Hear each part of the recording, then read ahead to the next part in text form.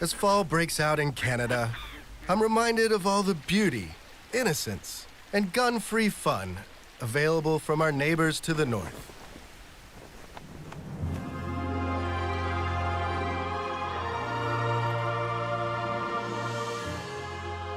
There's the majesty of Toronto, vast hockey rinks,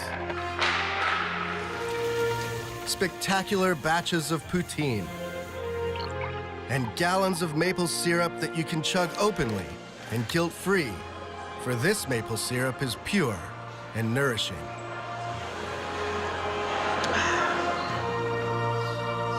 The changing of the seasons also happens to be the perfect time to encounter one of Canada's most prized creatures, the artificial intelligence nerd.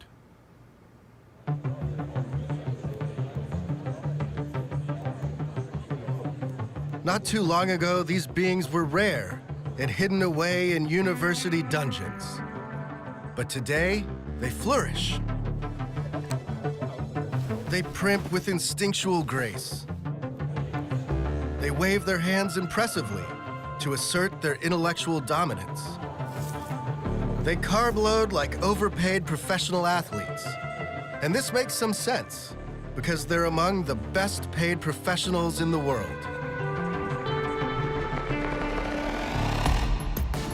Together, these creatures did something truly remarkable. Without anyone paying much notice, they gave birth to an AI revolution. They turned Canada, yes, Canada, into one of the great AI superpowers. This is the story of how all this came to be. It's the story of one nation's quest to teach computers to think like humans. It's the story of what this science experiment will mean for all our lives and for the future of the human species. So if you're a human, or something trying to imitate one, you'll want to pay attention.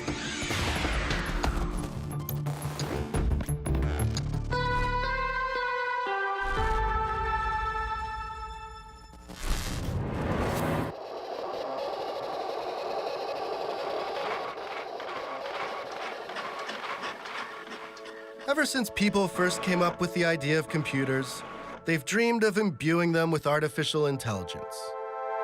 I am a smart fellow, as I have a very fine brain. That's the most remarkable thing I've ever seen.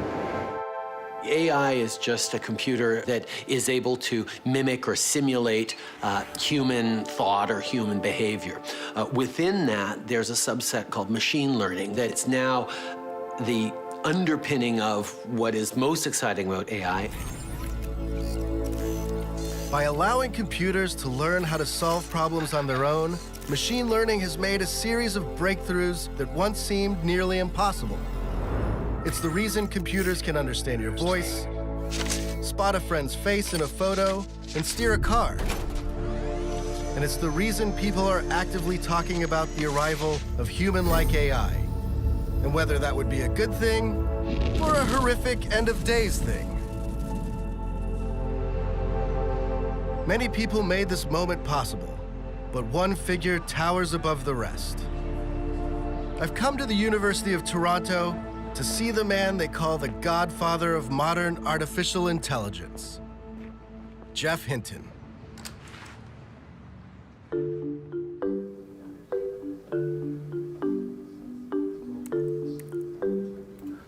Because of a back condition, Geoff Hinton hasn't been able to sit down for more than 12 years.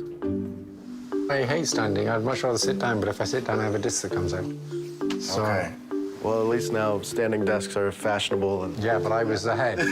I was standing when they weren't fashionable. Since he can't sit in a car or on a bus, Hinton walks everywhere.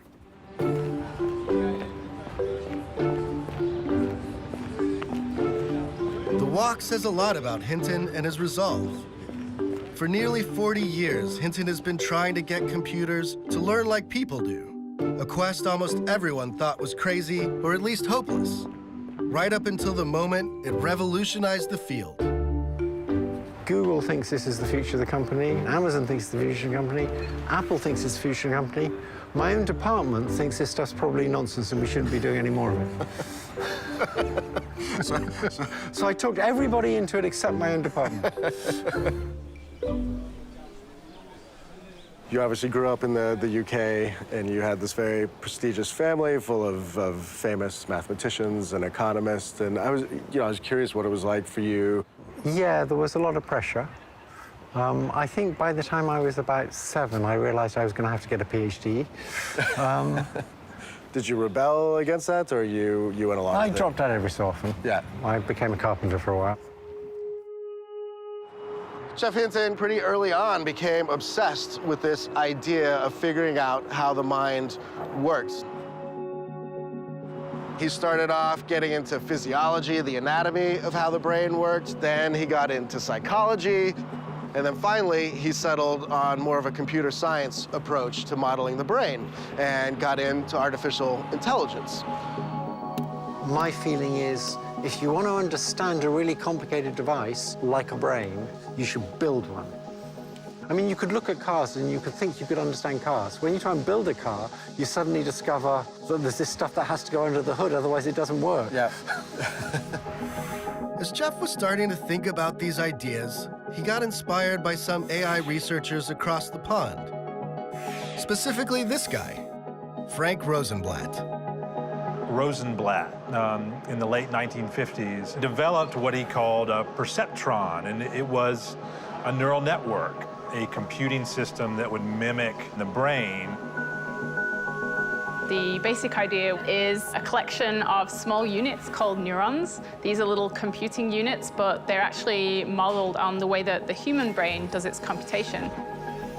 They take incoming data like we do from our senses, and they actually learn, so the neural net can learn to make decisions over time. Rosenblatt's hope was that you could feed a neural network a bunch of data, like pictures of men and women, and it would eventually learn how to tell them apart, just like humans do. There was just one problem. It didn't work very well. Rosenblatt, his neural network was a single layer of neurons, and it was limited in what it could do, extremely limited. And a colleague of his wrote a book in the late 60s that showed these limitations. And it kind of put the whole area of research into a deep freeze for a good 10 years. No one wanted to work in this area. They were sure it would never work. Well, almost no one. It was just obvious to me that it was the right way to go. The brain's a big neural network, and so it has to be that stuff like this can work because it works in our brains. There's just never any doubt about that. Now, what do you think it was inside of you that kept you wanting to pursue this when everyone else was giving up, just that you thought it was the right direction to go? No, that everyone else was wrong. Okay. Hinton decides he's got an idea of how these neural nets might work, and he's going to pursue it no matter what. For a little while, he's bouncing around research institutions in the US. He kind of gets fed up that most of them are funded by the Defense Department, and he starts looking for somewhere else he can go. I didn't want to take Defense Department money. I sort of didn't like the idea that this stuff was going to be used for purposes that I didn't think were good. He suddenly hears that Canada might be interested in funding artificial intelligence. And that was very attractive, that I could go off to this civilized town and just get on with it. So I came to the University of Toronto. And then in the mid-'80s, we discovered how to make more complicated neural nets so they could solve those problems that the simple ones couldn't solve. He and his collaborators developed a multi-layer neural network, a deep neural network. And this started to work in a lot of ways. Using a neural network, a guy named Dean Pomerleau built a self-driving car in the late 80s, and it drove on public roads. Jan LeCun in the 90s built a system that could recognize handwritten digits, and this ended up being used commercially. But again, they hit a ceiling. It didn't work quite well enough because we didn't have enough data, we didn't have enough compute power. And people in AI and computer science have decided neural networks was wishful thinking, basically. So it was a big disappointment. Through the 90s, into the 2000s, Jeff was one of only a handful of people on the planet who were still pursuing this technology. He would show up at academic conferences and be banished to the back rooms. He was treated as really like a pariah.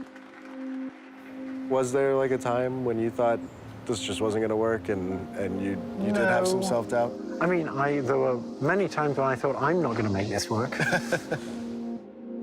But Jeff was consumed by this and couldn't stop.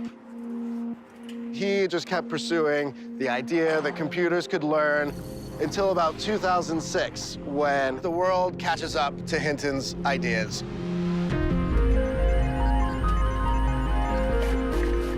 Computers were now a lot faster. And now it's behaving like I thought it would behave in the mid-'80s. It's solving everything. The arrival of super-fast chips and the massive amounts of data produced on the internet gave Hinton's algorithms a magical boost. Suddenly, computers could identify what was in an image. Then, they could recognize speech and translate from one language to another. By 2012, words like neural nets and machine learning were popping up on the front page of the New York Times. You have to go all these years, and then all of a sudden, you know, in this span of a few months, it just takes off. Did it finally feel like, aha, you know, the world has finally come to my vision? It was sort of a relief that people finally came to their senses. Next up, we have Professor Geoffrey Hinton of the University of Toronto.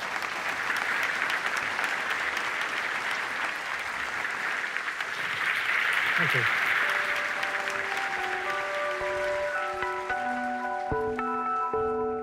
For Hinton, this is obviously a really redemptive moment. Now he's basically a technology celebrity. And for Canada, it's the country's moment as well. They have more AI researchers than just about any other place on the planet, and the quest now is to see what these guys can do, starting companies and pushing the technology forward. I'm gonna set out on a journey across Canada to see the best in Canadian AI technology and to get a feel for how far the technology has come and how far it still has to go.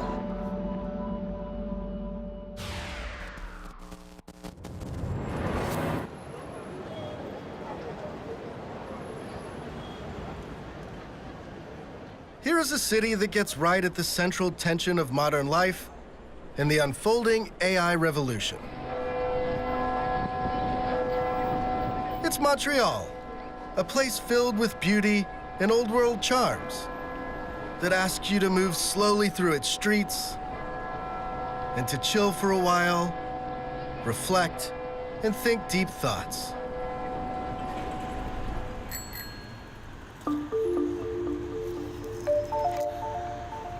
At the same time, it's one of the world's top AI research centers. Students flock here from all over the globe to get deep with machine learning and to take Jeff Hinton's ideas and figure out how to turn them into products we all use. To see just how successful they've been, look no further than your pocket. All this stuff started out as hardcore computer science, but over the last 5 years, AI has invaded our everyday lives. Your smartphone is packed full of AI-powered apps, including something like Google Translate that lets you point your phone at a magazine that's written in French and read it as if you were a local.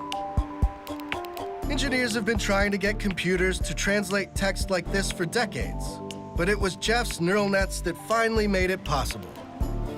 Thanks, Jeff. And it's not just your smartphone. Neural networks are heading for the open road. Off we go.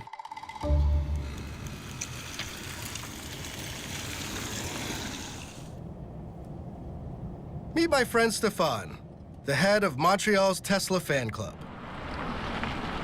I'm driving a Tesla for a little bit more than 4 years and a half. Do you have people asking you for rides all the time? Yes, all the time. Still without...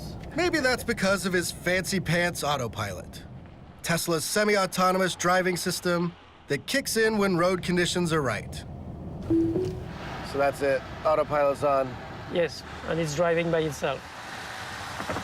So we need to pay attention, but we don't have to drive. Yeah, it's crazy.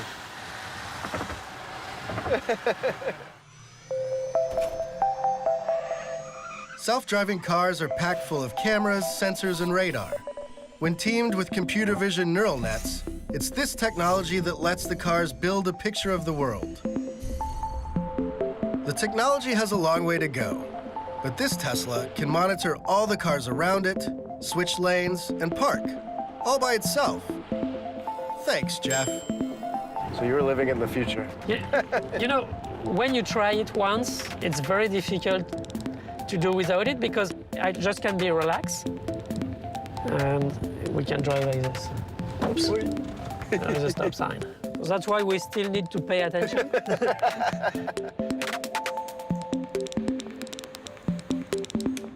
Back on the sidewalk, I tap those neural nets again. This time in the form of speech recognition. Find me some poutine, eh? I found a few places within 8.4 kilometers. Speech recognition used to suck, but now it's pretty darn good.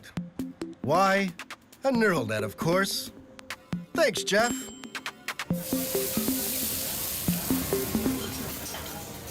The Google brain sent me here for an artery-hardening affair with poutine. Once a simple Quebec dish of cheese curds, French fries, and gravy, it's been disrupted. The Dan. Pepperoni, bacon, and onions. Here we go. It's gooey, glorious, and blessedly algorithm-free. We'll know the humans are toast when they can make stuff like this.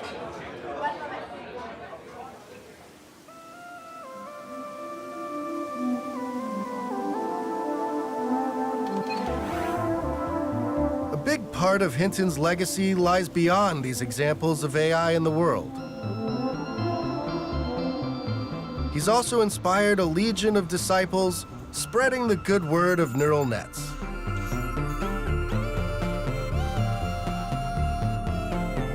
Yoshua Bengio is a professor at the University of Montreal. He's one of the researchers who glommed onto Hinton's ideas when it seemed to make little sense to do so. Over the years, he's formed a mind meld with Hinton, and together, they've come up with many of the key concepts behind modern AI. You guys worked on this stuff through the 80s, 90s, the 2000s, and then it just seemed like this totally went from computer science and research to we see it everywhere in our lives. Are even you surprised what's happened the last 5 years that it really is like sitting on all our phones? And the rate at which the progress and the industrial products have been coming out is totally something we didn't expect.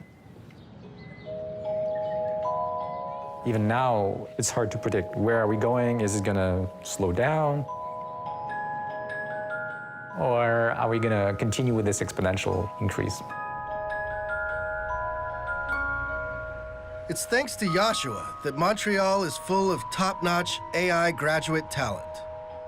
This in turn has brought tech giants like Google and Facebook to town, along with their ample checkbooks. to me, it seems like if you're good at AI, you can make $200,000–300,000 a year. It's crazy to see how much these guys get paid now. $1 million is something quite common as a salary.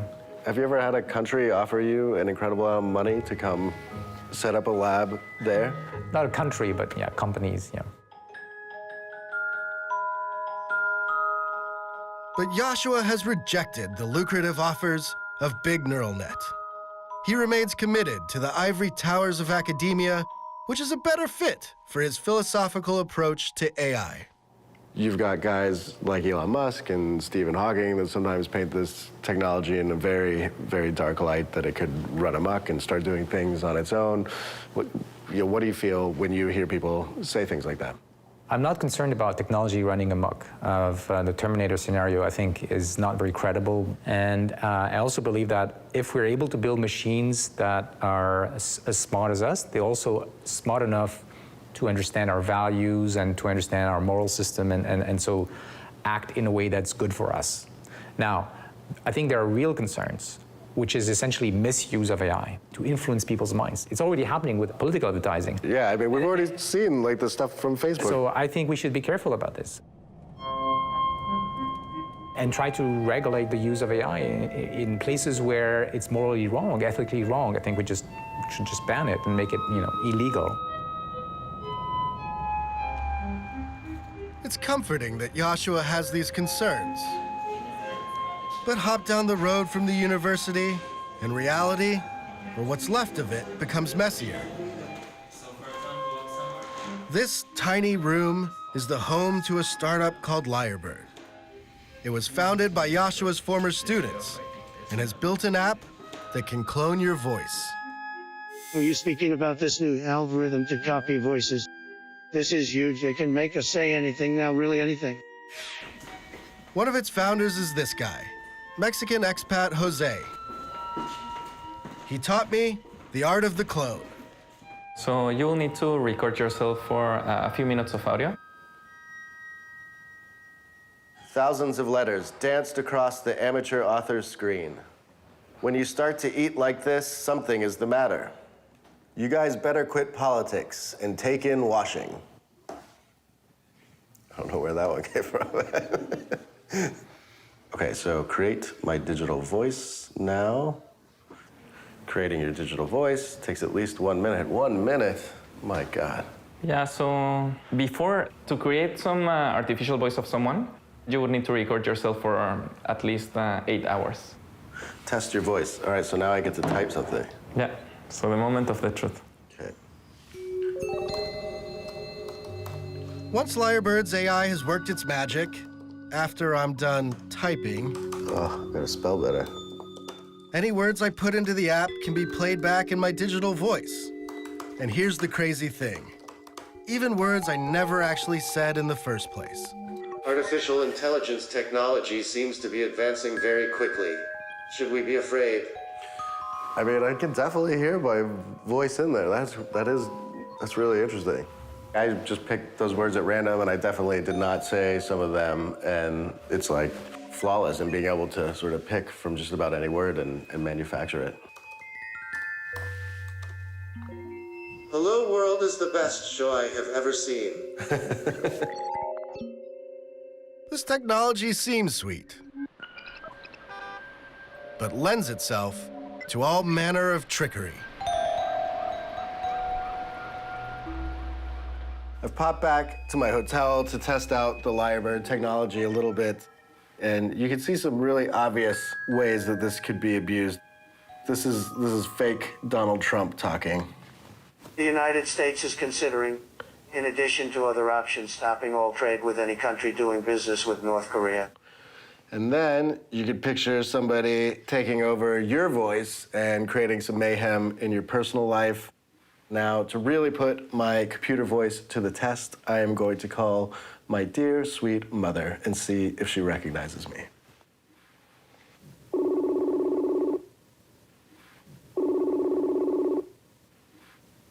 Hey, Mom. Hi. What are you guys up to today? Well, it's Saturday. We didn't have any electricity early this morning, and we're just hanging around the house. I'm just finishing up work and waiting for the boys to get home. Okay. I think I'm coming down with a virus. Oh, why, you feel bad, hey? I was messing around with you. You were talking to a computer. I felt like I was talking to you. It's amazing. Is that scary or good? It could be scary if it was something really important. It's you now, isn't it, Ash? I don't know. It sounds like you. Is it? Yes, it sounds like it, yeah. After realizing that anyone with the time and inclination could mess with my life, there was only one thing left to do. I joined Jose and a few other Lyrebirds to chat more about the evils of AI while dulling my fear with booze. Obviously, some people are freaked out by this technology because we're already like blurring the line about truth and reality. Of course, there is some risk in people using this kind of technology for bad applications. Unfortunately, technology it's not possible to stop it. So the ethical path that we have decided is to show this to people, to make them know that this kind of technology is available, and so to make them more cautious on this kind of subject. We really believe that right now, when the technology is not perfect, is the right time to let people kind of play with it, get used to it slowly. So you guys think that the idea is just sort of new and that's why it scares people, but if you get used to it, that's just the way it is? We want our technology to be used for positive things. It's not something that we should be really afraid of. It's something that we should be careful about, but I feel enthusiastic about.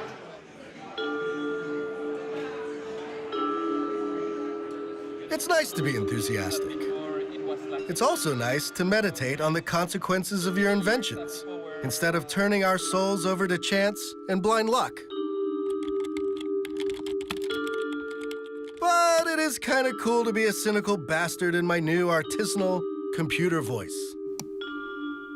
Welcome, Russian friends, to our huge, wonderful, and very pure elections.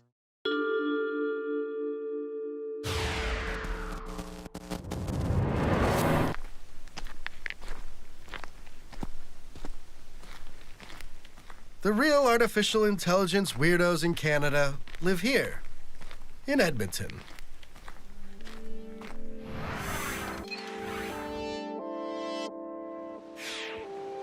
This is a large but very, very cold and very, very flat city that is more or less in the middle of nowhere. It's the kind of place that has a giant butter vault to help people survive the lean winter months. Canadians like to put the best possible spin on how these conditions bring out interesting traits in people. Ask anyone, like this guy from the Edmonton Tourist Center. Well, Edmonton's one of those cities that isn't, automatically listed in the top cities in Canada in terms of size or scale or notice even, but it's always had a really neat quality to it of that Western independent spirit that you see very much in Alberta in general, combined with a conscience and a thoughtfulness. Over at the University of Alberta, some of the most far-out AI research in the world is taking place. The man I'm here to see is the university's very own AI godfather, Rich Sutton. Rich is considered one of the great revolutionary thinkers in AI. You are not Canadian? I am Canadian. You are, but not by birth? No, I was born in the US, but now I'm just Canadian. Okay, and what brought you to Canada? The politics. I wanted to get away from difficult times in the United States. The United States was invading other countries in 2003 when I came here, and I didn't care for all that. Sutton entered the field of AI in the mid-'80s, and like Jeff Hinton and Yoshua Bengio, he was a big believer in neural networks. But Sutton has a different idea about how to further the technology. Unlike Hinton's method of feeding neural networks reams and reams of data and telling them what to do, Sutton wants them to learn more naturally, from experience, an approach called reinforcement learning. Well, reinforcement learning, it's like what animals do and what people do. You try several things. The things that work best, you keep doing those, and things that don't work out so well, you stop doing them. And how do you teach a computer all you need, that idea? all you need is a sense. The computer has to have a sense of what's good and what's bad. And so you give it a special signal called a reward. If the reward is high, that means it's good. If the reward is low, that means it's bad. To see reinforcement learning in action, I found Marlos, an industrious young Brazilian who's created an AI to play his video games for him. His algorithm plays the game thousands of times and gradually learns from experience how to do better.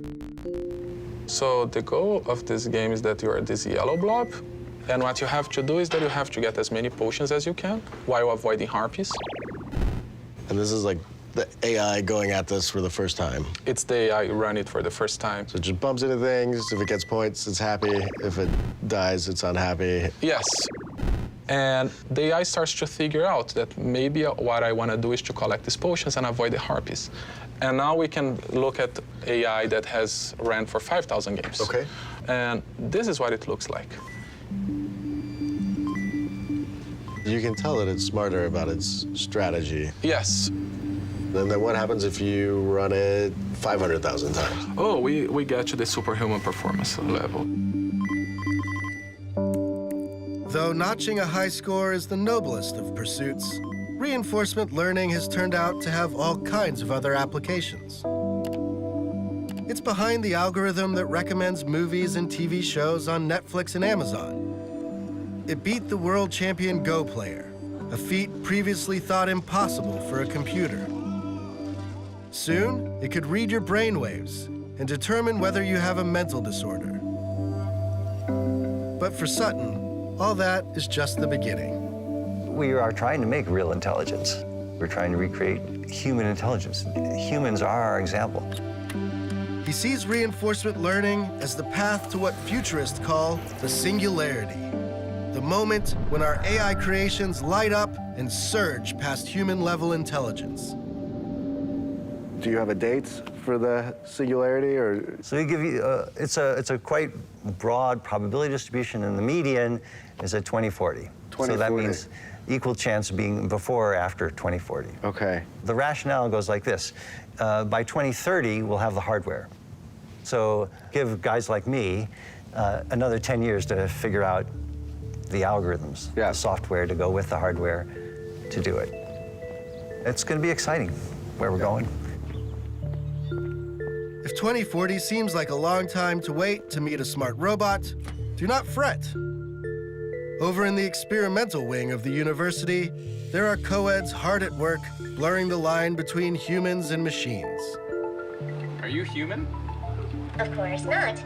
But that shouldn't keep us from chatting. Case in point, homegrown Edmontonian genius, Corey Matthewson. Tell me about this guy a little bit, or yeah, this sure. it? Sure. So this is Blueberry. On Blueberry, I've deployed the improv system. So there's an artificial improv system running on Blueberry right now. Yes, that's right. Corey does improv comedy with a robot. I've been doing improv longer than I've been doing computing science. I've been doing it for 12 years, and I thought, you know, there's no more natural convergence than taking some of these state-of-the-art systems and putting them up on stage. One day we'll make it to the moon if this planet is not to be our last. It is the sky and the moon of the universe, the sun, the sun.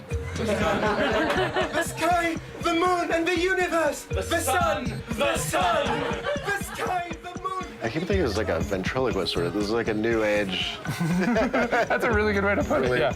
Strange twist on it. The piece that's different is that I don't know what it will say. Anything that comes from the system, it's generating live in the moment.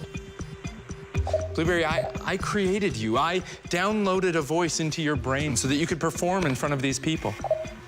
But I do not know what I'm going to say. I don't know what you're going to say either. To give Blueberry the power of surreal Canadian improv, Corey made use of some tech that should be familiar by now: a neural network. Step 1. He feeds the network the dialogue from a bunch of movies. 102,000 movies to be exact. All the movies, every movie for 100 years. And that's just so it can learn language, see how somebody responds to somebody else. That's exactly right, yeah. It builds kind of a language model. Step 2, he uses reinforcement learning to train the network, rewarding it when it makes sense and punishing it when it spits out gibberish. Time to put this wannabe kid in the hall to the test. There we go. Start improvising. Okay, campers, we're gonna get ready for a real baseball game. Grab your gloves and grab your baseball bats and let's get out there. Especially you, Franklin. Of course, I will not be much longer. Okay, well, why aren't you ready for the match? I do not have any more good news if I were your boyfriend. Okay, come on, Franklin. You know how I feel about you, but you gotta keep your head in the game right now. You will see if you do not stop here when you go. What have you done? It's threatening you. I know. I will teach you what a character of your team is going to do with you. Oh, Jesus, put down the bat, Franklin. What are you doing? You have nothing to hide, that's all. I've got nothing to hide. Look, this is all I am. Okay, end it there. That's great, That's man. sort of how it works. Obviously, some of the responses are a little bit weird, but then it's really funny, because then as you're going along, it did hit a couple things perfectly, and then it's like, yeah. I mean, it's extra hilarious, because now, of course, yeah. Now it's going. Blueberry may not be ready for its second city audition just yet. But Corey has a higher purpose, making AI relatable. Oh, it's gonna move, it's gonna move, it's gonna move. Holy crap. There is a fear in society of AI. So we are kind of humanizing this AI. We're taking it down a peg. We're saying, don't be afraid of this tech. Look at how cute it is. Look at how kind of naive it is. Yeah. Filters. You've done it again, Blueberry. Yes. Isn't there a flip side to that, though? Then you make it cute, and then people start to accept it, and you know, then we wake up. And I mean, I don't think that will happen in my time. The singularity may be near, or it may be not so near. But if the inhabitants of this oddly beautiful place keep pushing the technology, they just might create something alarmingly human-like one day. For Rich Sutton, it's not a question of whether we'll get there, but whether we'll be able to accept our mechanized brethren. Our society will be challenged. You know, it's just like every time, you know, our black people, our women people, we will do the same thing with robots eventually. Are they allowed to own property? Are they allowed to earn an income? Or do they have to be owned by someone? But a robot's obviously not a person. Right? No.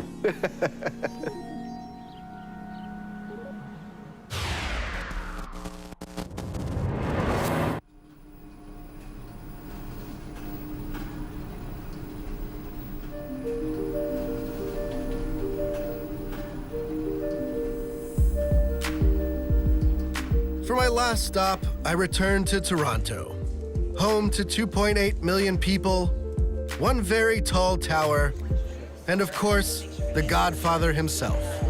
Inside the system, there's lots of little processors which are a little bit like brain cells. They work a little He may be an import, but Jeff Hinton has done something truly exceptional for Toronto. He's turned this city into an AI mecca, where AI conferences like this one seem to take place daily. And where young minds come to show off their ideas. Canada, if we're being honest, doesn't usually seem that intimidating. But thanks to Jeff, it's got nothing less than world domination in mind. We are enormously thankful to Canadians for inventing all this stuff, because we now use it throughout our entire business. Should never say this. We have it on record that he owes, that Google owes Canada. We absolutely owe Canada. That was a mistake. The tech industry is full of people who adore AI. And then also some famous types like Elon Musk and Stephen Hawking, who said, well, that AI might be the end of us. To consider such dystopia in the proper light, I've come to Toronto's geekiest bar. Hello, George. To encase myself in this steel container with George Dvorsky. He's a writer for Gizmodo and an AI philosopher. Well, since we're in the apocalyptic bar, what is the con case around AI? What's the nastiest scenario that everybody's worried about? Unfortunately, there's no shortage of nasty scenarios, and I think this is what makes artificial intelligence such a scary thing, is all the different ways that it can go wrong. It can be everything from an accident, where we just didn't think it through. We gave a very powerful computer instructions to do something. We thought we explained it articulately. We thought we gave it a concrete goal, and it completely took a different path than we thought it would, in such a way that it actually caused some great damage.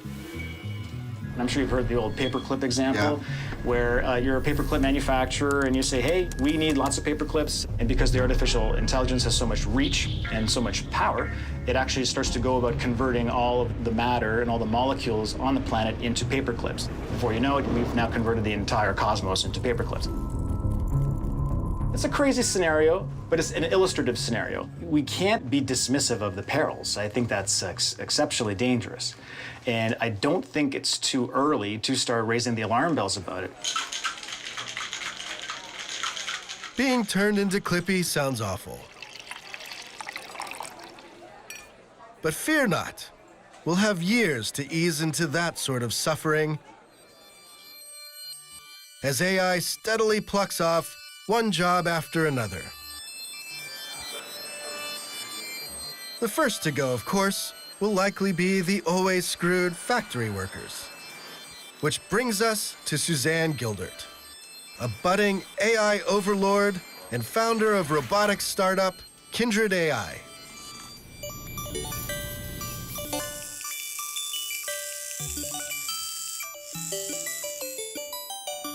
Tell me about these guys. So these are research prototypes. So they're some of the first robots we built at Kindred.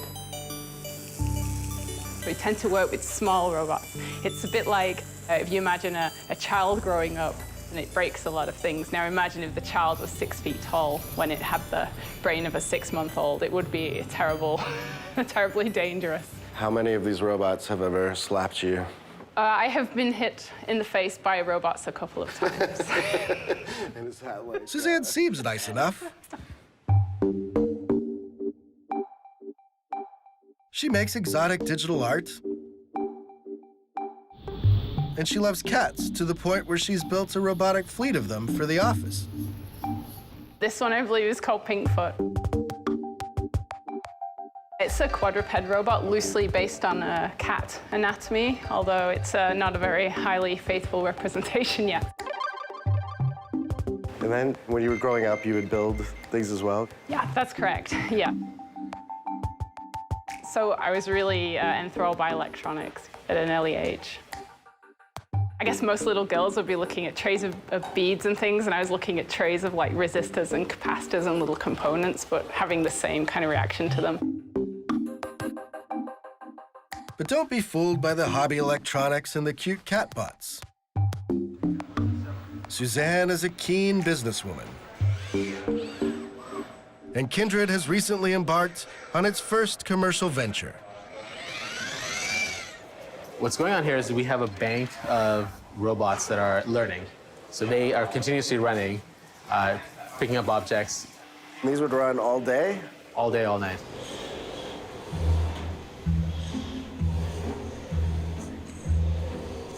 Powered by a neural network, these arms can do something that's very easy for a human, but very hard for a bot. Pick up objects of different shapes and put them down.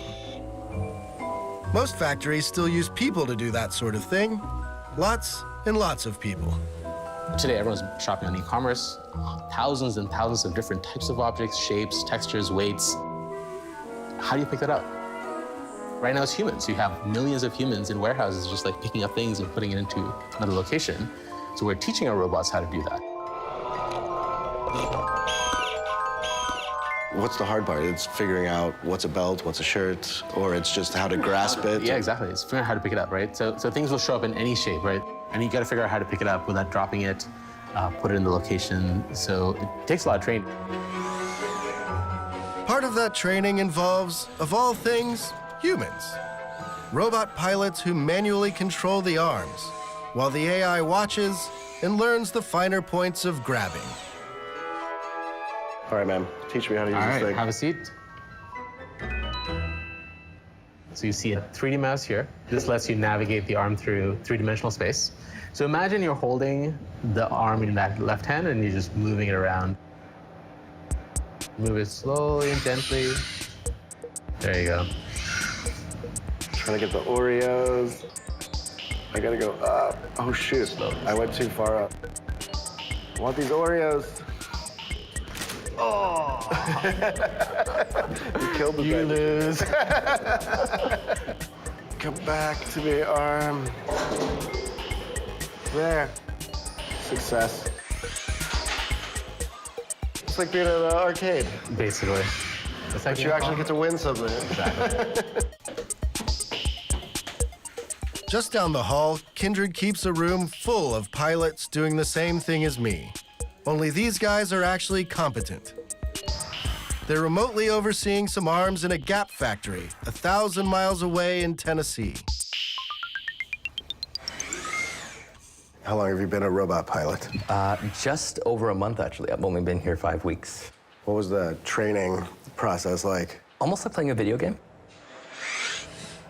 It's like a shirt gone? That's a backpack. That's a backpack, okay. Somebody's undies. Oh, there it goes. Yeah. One shirt at a time.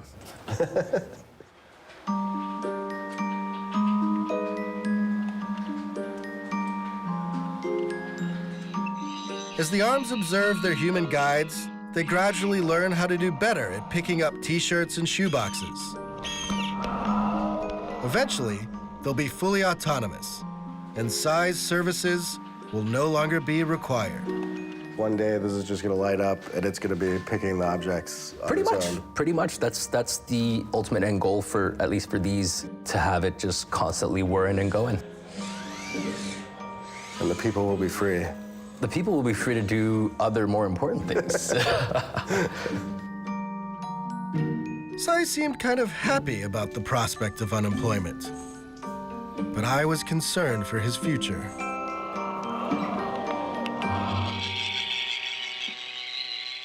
Isn't there something grim about the human training there? And Yeah, it's not good to take people's jobs away, but this kind of technology coming into the workforce should make us start thinking about how we're going to pay people in the future, because AI is not just going to automate, manual labor jobs. It's going to automate things like doctors and lawyers and accountants very soon. So I think there's going to be issues. There's going to be a lot of disruption when these things come online. Suzanne is a realist, but she's also an optimist. In her vision of the future, robots won't be mindless competitors to humanity. They'll be full-fledged citizens like the rest of us. one of the crazy ideas I've seen you talk about was you've got a robot and it's working in a factory and then it's got to go, maybe it gets paid a wage and it goes to buy lithium-ion batteries to keep it going. Why would that have to happen? I mean, through having a physical body, they will have a lot of physical needs, just like we have. You might have to go to the repair shop to get like a motor looked at or something like that, and they'll have to pay someone to do that. I think they'll just be contributing to our economy in the same way we do. And if they have brains like us, they'll want to explore new things they've never seen before. They'll want to learn things. They'll want to perhaps rest so that their mind has time to consolidate all this new information. I keep trying to picture it in my head, though. So this is the robot worker. Does he go home and sit on the couch and watch TV after work? And he's... I don't see why not. I'd probably watch cat videos like the rest of us. I mean, when you... It's hard to tell sometimes if Suzanne is laughing with us or at us. But she's not alone in her cautious optimism for the future. I think there's always a sense that, technology can be either used for good or used for bad. I'm reassured that Canada is part of it in terms of trying to set us on the right path. On the whole, being responsible and thoughtful about the power we're gaining by research and learning is the right trend line. And I don't think AI is automatically doomed to some dystopian outcome.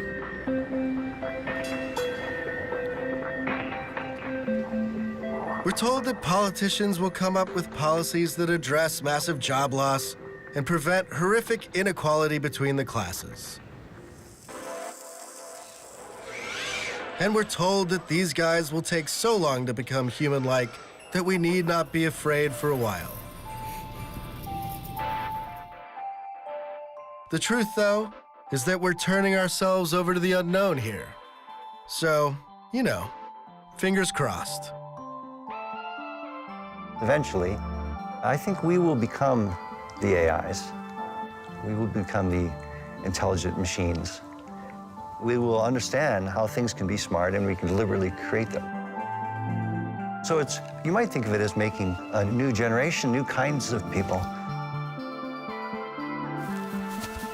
Humanity is continuing to evolve, and why wouldn't enhanced people or even designed people be the next step in humanity? It's really hard to predict the future. I think there's going to be all sorts of things happen we didn't expect. But there's one thing that we can predict. This technology is going to change everything.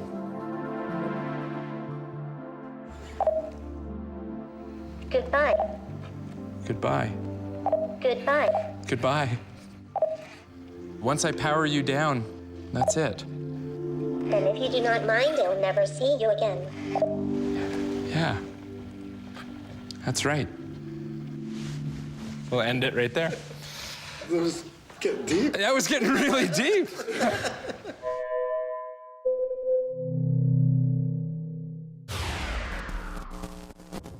Thanks for watching, and if you want to see more Hello World, click on the link to subscribe.